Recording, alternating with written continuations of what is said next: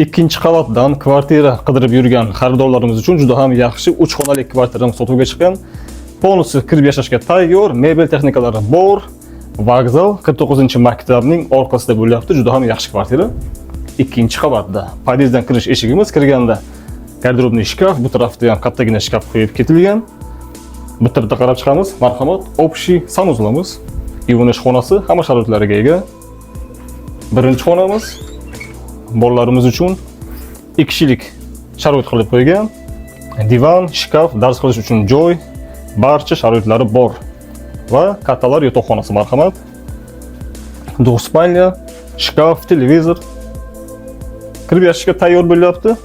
6 qavatlik yangi qurilgan domning 2-qavatida. Zalimiz ko'rishingiz mumkin, 2 deraza tushgan.